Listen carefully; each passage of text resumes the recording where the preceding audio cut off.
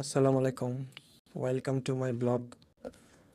আজকে একটা বাইকের পার্সোনাল একটা রিভিউ শেয়ার করব। তো চলেন, চলতে চলতে সুজুকি জিক্সার এফআই বাইকটার একটা রিভিউ দিই। আমি এমনিতে মনোটন ইউজ করি, জিক্সারের মনোটন। আর এটা আমার এক ভাইয়ের। এটার কালারটা হচ্ছে আপনার কমলা কালার, এই জন্য এটার নাম রাখা হয়েছে কমলা সুন্দর। হ্যাঁ, বাইকটা সিটিতে মোটামুটি স্মুথ চালানো যায়।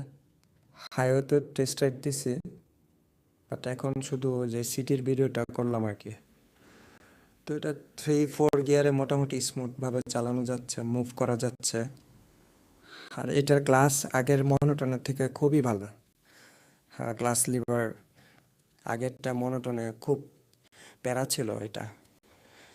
আর এটা যেহেতু নন এবিএস, এটার ব্রেকিং সিস্টেম আগের মতোই। আর এটার সাসপেনশন আগেরটা থেকে মোটামুটি ভালো। আগে মনোটনের সাসপেনশন হয়তো তেমন একটা ভালো না। তো আপনারা কারা